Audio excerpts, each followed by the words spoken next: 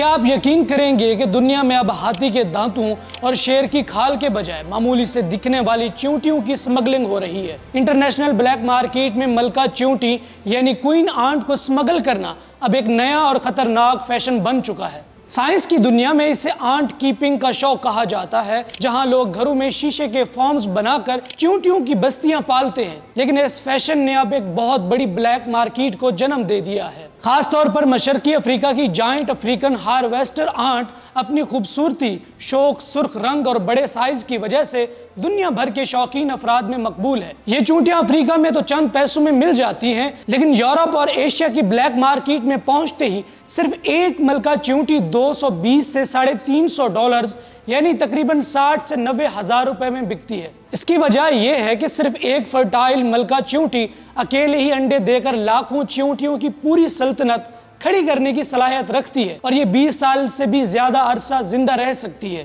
اب آپ سوچ رہے ہوں گے کہ اسمگلرز اتنی سخت ایئرپورٹ سیکیورٹی سے انہیں کیسے بچا کر لے جاتے ہیں؟ چونکہ ایئرپورٹ کے سکینرز عام طور پر ہتھیاروں، منشیات یا بڑی چیزوں کو پکڑنے کے لیے بنے ہیں، اس لیے اسمگلرز ان ہزاروں چیونٹیوں کو چھوٹی چھوٹی پلاسٹک کی ٹیسٹ ٹیوبز اور ٹیشو پیپر میں لپیٹ کر اپنے سوٹ کیسوں میں بڑی آسانی سے چھپا لیتے ہیں۔ لیکن حال ہی میں کینیا کی وائلڈ لائف سروس نے اس بین الاقوامی نیٹ ورک کے خلاف بڑے کریک ڈاؤن کیے ہیں۔ کینیا کے ایئرپورٹ پر ینگ کچن نامی ایک چینی شہری کو پکڑا گیا، جس کے سامان سے 2000 سے زائد زندہ ملکہ چیونٹیاں برآمد ہوئی۔ اسے 1 سال قید اور بھاری جرمانے کی سزا سنائی گئی۔ اس کے علاوہ یورپ کے 2 نوعمر لڑکوں کو بھی کینیا میں روکا گیا، جو اپنے ساتھ 5000 زندہ چیونٹیاں سمگل کرنے کی کوشش کر رہے تھے۔ بظاہر یہ ایک معصوم اور انوکھا سا شوق لگتا ہے، لیکن ماہرین حیاتیات کے مطابق یہ کھیل ہمارے ماحول کے لیے ایک بہت بڑا خطرہ ہے۔ پہلا نقصان یہ ہے کہ افریقہ کے میدانوں سے ان چیونٹیوں کو غائب کرنے سے وہاں کی مٹی اور بیجوں کا قدرتی نظام تباہ ہو رہا ہے، کیونکہ یہ چیونٹیاں بیجوں کو پھیلنے میں اہم کردار ادا کرتی ہیں۔ دوسرا اور خطرناک ترین خطرہ یہ ہے کہ اگر یہ غیر ملکی چیونٹیاں چین، برطانیہ یا کسی اور ملک کے ماحول میں فرار ہو گئیں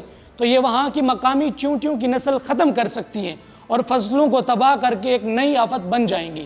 تو شوق اور فیشن اپنی جگہ، لیکن فطرت کے ساتھ یہ مذاق پوری دنیا کو مہنگا پڑ سکتا ہے۔